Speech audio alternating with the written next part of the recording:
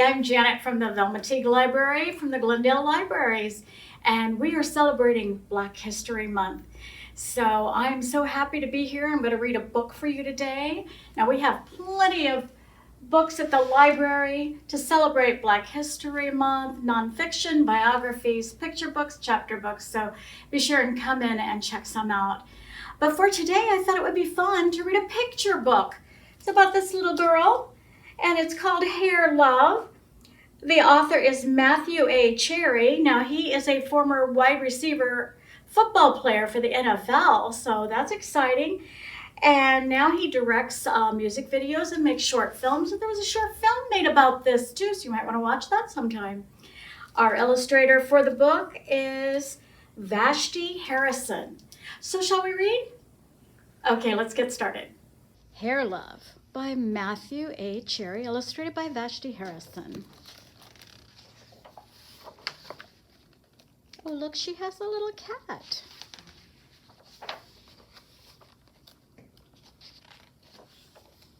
My name is Zuri, and I have hair that has a mind of its own. It kinks, coils, and curls every which way. Daddy tells me it is beautiful. That makes me proud. I love that my hair lets me be me. In funky braids with beads, I am a princess. And when my hair is in two puffs, I am above the clouds like a superhero.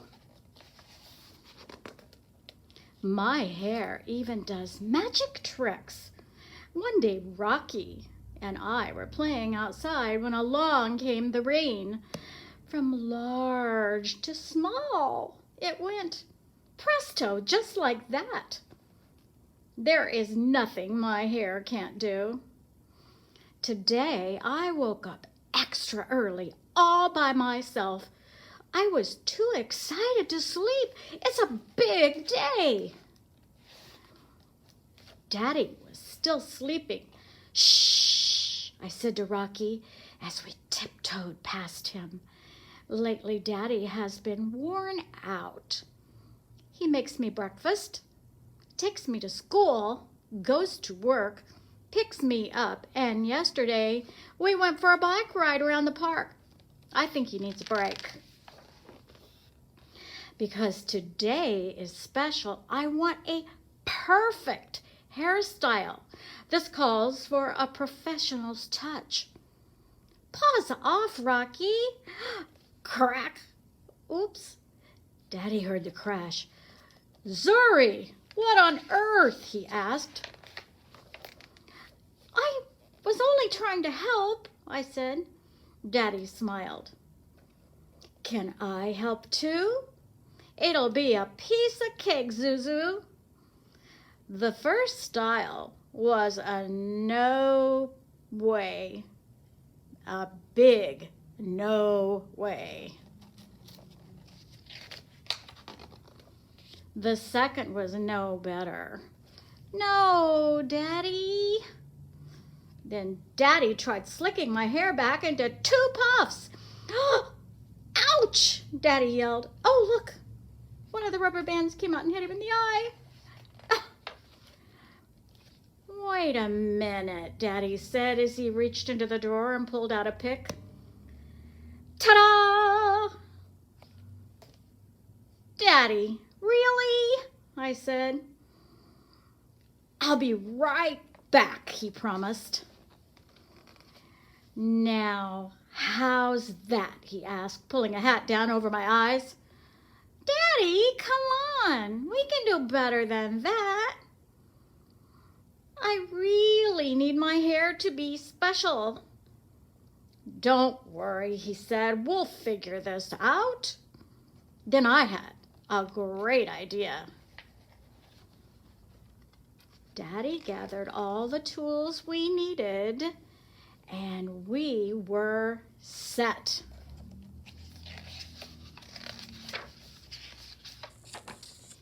Daddy, watching carefully, Daddy combed, parted, oiled, and twisted. He nailed it. Funky puff buns, pretty, and oh, so much fun. Rocky approved too. I put on my superhero cape as the final touch to a perfect look. Click. Where's my Zuzu? Mommy called from the door. She could not get in the house fast enough. Mommy! You've got to be the prettiest Supergirl I have ever seen, she said. Cape.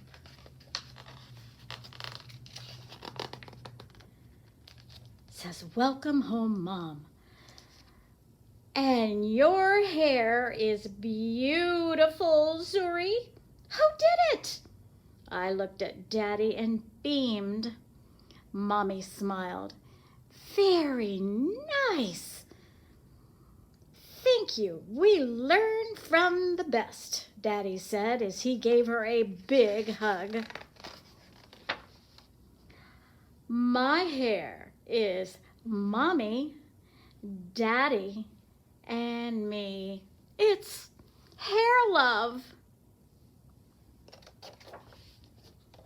The end. Hello, my library friends. I'm Alex, your librarian from Heroes Regional Park Library, and you're welcome to our special virtual program dedicated to Black History Month. Today, I want you to read this book, A Place Inside of Me. This is a poem to heal the heart, written by Zeta Elliott and illustrated by Noah Denman. I am going to read this book to you with permission from Macmillan Publisher. A Place Inside of Me, a poem to heal the heart. And we can see here a boy and his pet cat. This book for Zion and all the children who miss the hand they used to hold. Trust that you will laugh again and love again once your heart has had time to heal. To the readers, may you love yourself most of all. This is where your love starts, when you love yourself most of all. Let's start to read and follow the boy and his pet cat. There is a place inside of me, a space deep down inside of me where all my feelings hide. They wait there in the darkness, a knot of electric emotions, sizzling, burning until I find the strength to reach inside. So beautifully decorated skateboard. There is joy inside of me, a happiness deep down inside of me that glows bright and warm as the sun and shines delight on everything else. So you feel joy when you play the game. There is sorrow inside of me, a sadness deep down inside of me that is cold and dark as a watery grave at the bottom of the sea. You can see the sad news coming on the TV and all people feeling concerned and sad. There is fear inside of me, a terror deep down inside of me that stalks me like a sinister shadow and seeps like poison into my dreams. And it's so scary at night, and only cats sleeping quietly. Let's flip the page and see what happened next. Oh, we can see the boy is very angry. There is anger inside of me, a fury deep down inside of me that is sharp enough sliced through ear, flesh, bone, and concrete. Let's flip the page. And now the boy is jumping out and running on the balcony. And yet there is hunger inside of me, a yearning deep down inside of me that refuses to silence or bound with chains and insists on being, and he's running free. And he can see all the kids here playing free on the playground. There is pride inside of me, no shame deep down inside of me, for I know how long and hard we have struggled, and against all odds, my people have emerged strong. And we can recognize the famous people from Black history: Maya Angelou, Malcolm X, Louis Armstrong, Mae Jemison, Jackie Robinson, Dr. Martin Luther King Jr., Beyoncé, and the famous singers from group Supremes. Triumphant and beautiful. Oh, now we're in the classroom where all kids are meditating. There is peace inside of me, a calm deep down inside of me that flows through my soul like tranquil stream and hushes my whispering doubts. There is compassion inside of me, a tenderness deep down inside of me that tries to heal the wounds of the past and to forgive in spite of lingering pain. And we can see the boy is trying to comfort his friend. And here is a cat too.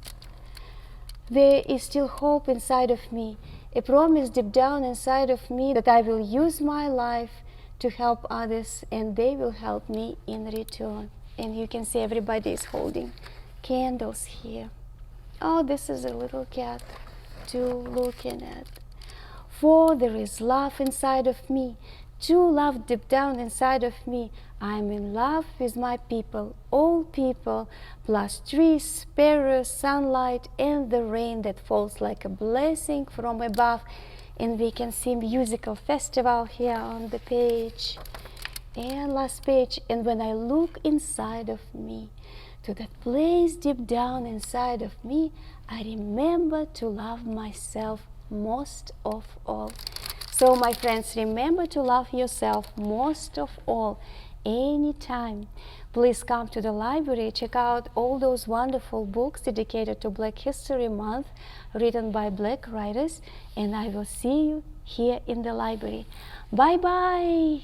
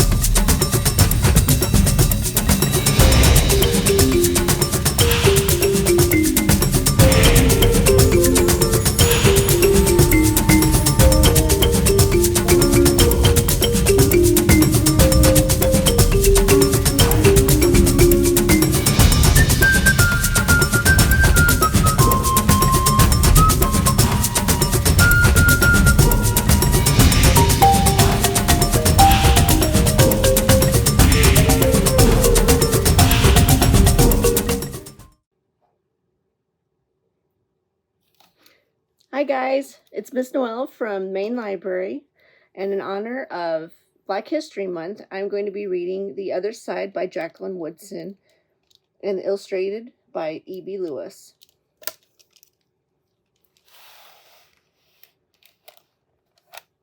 That summer, the fence that stretched through our town seemed bigger. We lived in a yellow house on one side of it. White people lived on the other. And Mama said, "Don't climb over that fence when you play." And she said it wasn't safe. That summer, there was a girl who wore a pink sweater. Each morning, she climbed up on the fence and stared over at our side. And sometimes I stared back. She never sat on that fence with anybody, that girl didn't. Once, when we were jumping rope, she asked if she could play, and my friend Sandra said no, without even asking the rest of us. I don't know what I would have said. Maybe yes, maybe no. That summer, everyone and everything on the other side of that fence seemed far away. When I asked My mama, why? She said, because that's the way things have always been. Sometimes when me and Mama went into town, I saw the girl with her mama. She looked sad sometimes, that girl did. Don't stare, my mama said. It's not polite. It rained a lot that summer.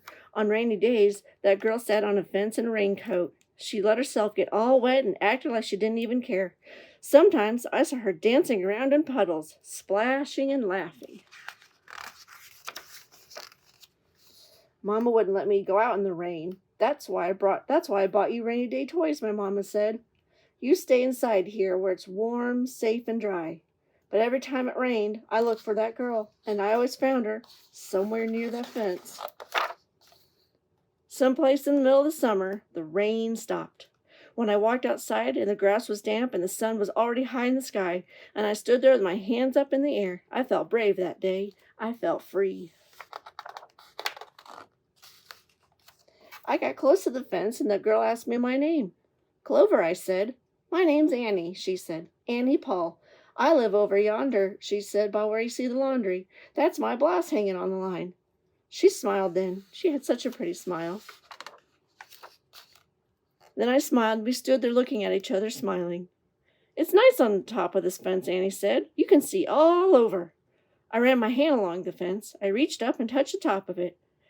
A fence like this was made for sitting on, Annie said. She looked at me sideways. My mama says I shouldn't go on the other side, I said. My mama says the same thing, but she never said nothing about sitting on it. Neither did mine, I said. That summer, me and Annie sat together on that fence, and when Sandra and them looked at me funny, I just made believe I didn't care. Some mornings my mama watched us. I waited for her to tell me to get down from that fence before I break my neck or something. She never did. I see you made a new friend, she said one morning, and I nodded and Mama smiled. That summer, me and Annie sat on that fence and watched the whole wide world around us. One day, Sandra and them were jumping rope near the fence, and we asked if we could play. I don't care, said Sandra. And when we jumped, Sandra and me were partners, the way we used to be. When we were too tired to jump rope anymore, we sat up on the fence, all of us, in a long line. Someday, somebody's going to come along and knock down this old fence, Annie said. And I nodded. Yeah, I said, someday. The end.